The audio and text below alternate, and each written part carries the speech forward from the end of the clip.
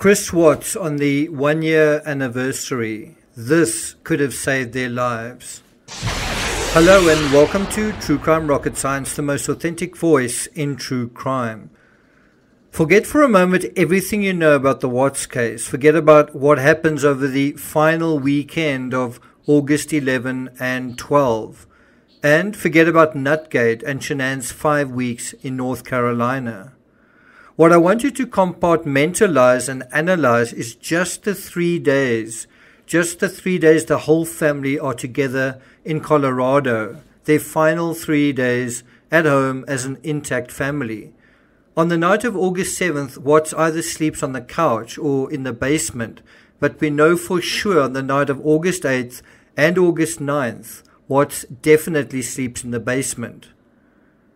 I've already mentioned that Watts's killer psychology foments during this period, August 8 and 9. And this brings us to another myth in the Watts case. There are some who don't believe that Watts tried to poison Shanann at all, or if he did, he only did it once. Actually, he did it twice. Before we get to that, if you haven't subscribed to the channel, please do like, share, leave a comment. If you're enjoying this coverage, please hit the thanks button. And let's get started. So actually, Watts did it at least twice. The first time was when he arrived in North Carolina. Shanann and family members remember Shanann vomiting and being extremely sick. And Watts also admitted poisoning her on that occasion. Well, Watts was about to try the same tactic a second time now. And this is on the morning of the 10th of August. And he had his supply of poison right where he was sleeping, in the basement, in the clear containers filled with Shanann's pain medication.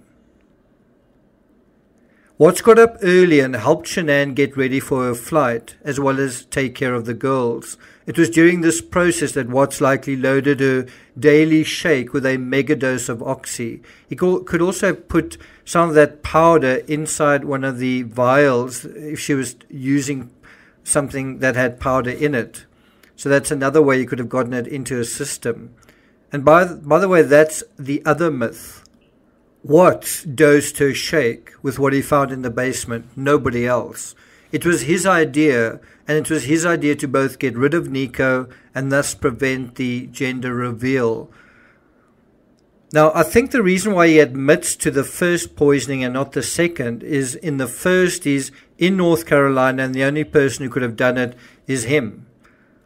In the second scenario, having already visited his family and having just visited Kessinger on the night of the 8th, he doesn't want to implicate either of them, and he probably suspects people would want to do that, and of course they did.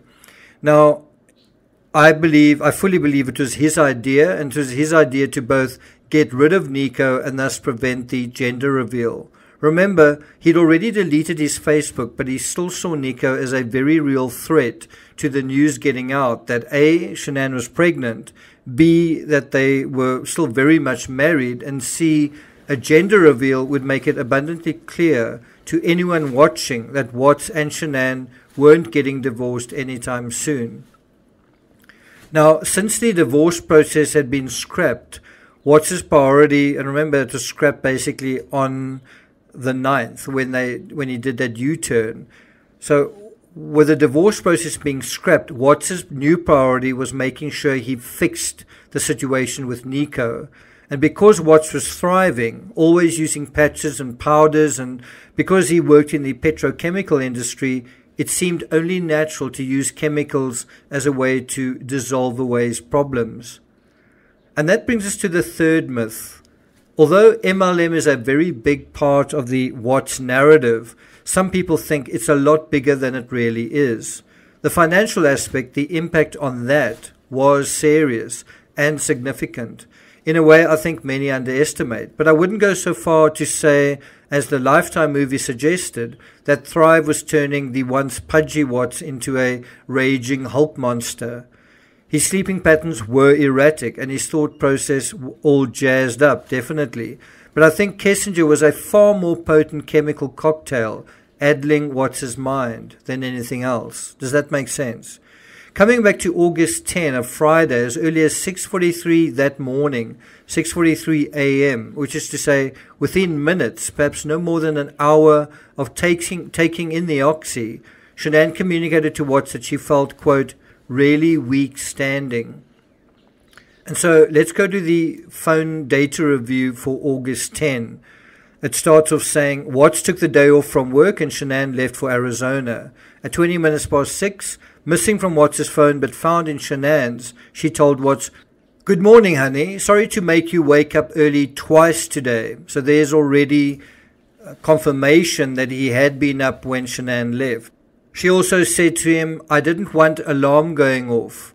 Shanann writes, we are checked in and everything. It's already a madhouse here today. Now, the image that you're looking at right now took hours and hours to find. I knew of the image.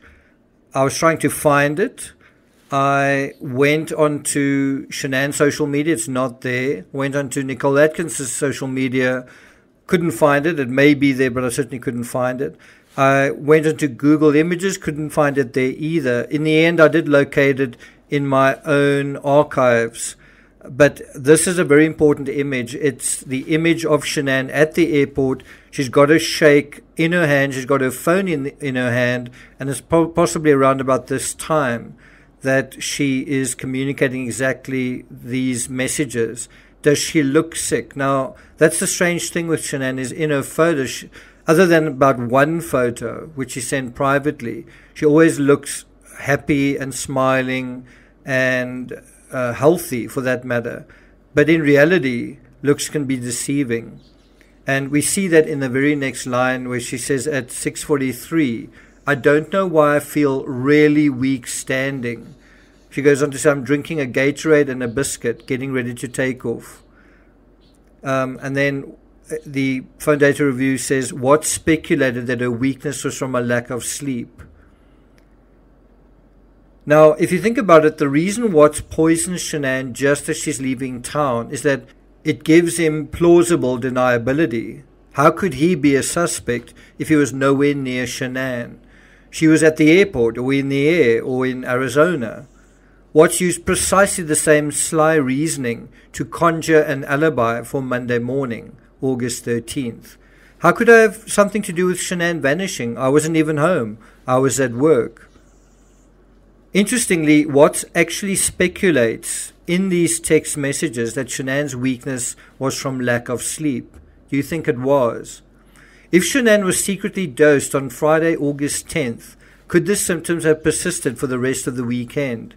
Cassie and Nicole said that Shanann wasn't well for the whole weekend, and Watts claimed that the medical examiner found OxyContin in Shanann's system because he gave it to her.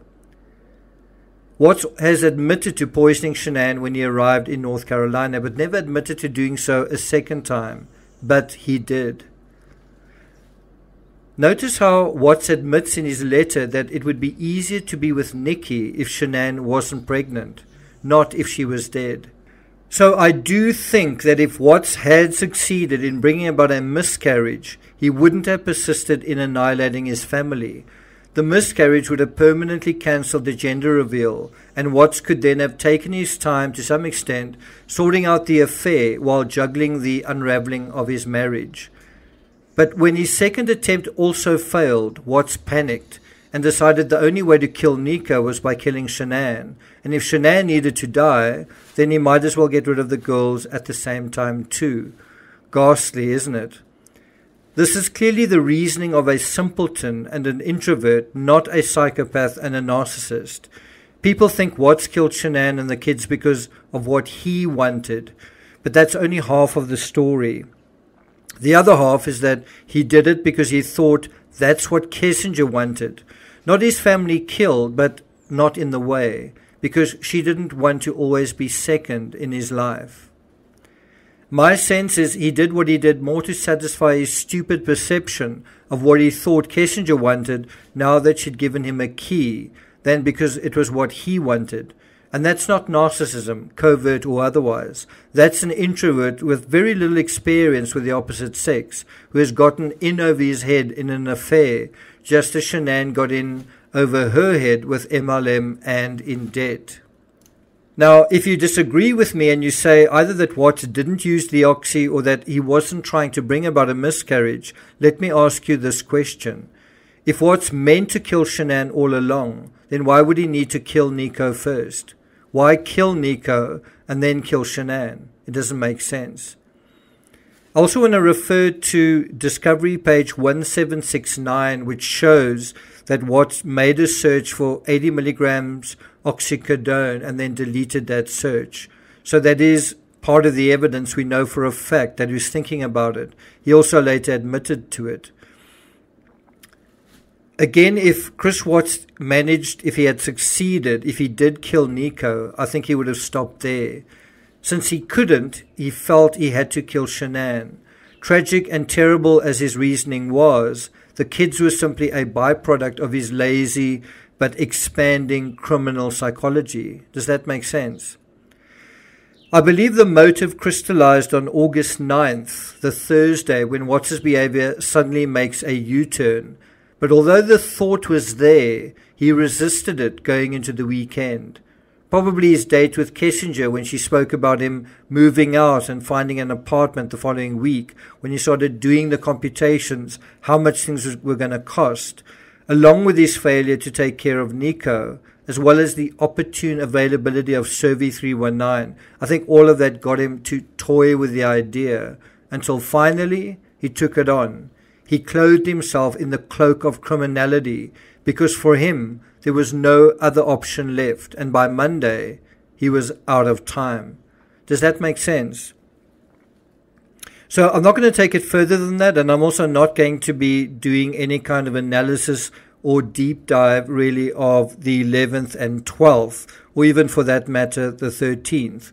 What I am going to do, and I'll do it as a special live stream, I'm going to do a blow-by-blow analysis of the Sermon on the Porch, which happened on the 14th, the Tuesday. And although we've seen it before and we've dealt with it, what I want to show you is how the passage of time can either sharpen one's insight, how hindsight can sharpen insight. And what is really taking place with the passage of time? Well, your emotional reality, your way of looking at something through the veil of emotions dissipates, and that allows you to be more intelligent and more incisive in your analysis. And so that's what we're going to be looking at in a special live. And I'll be doing that on Monday the 15th, which is one day after it happened in real time. So look out for that. Watch the space for details on exactly when that'll be. Thank you for listening. Enjoy your weekend. Stay safe, and I'll see you guys next time.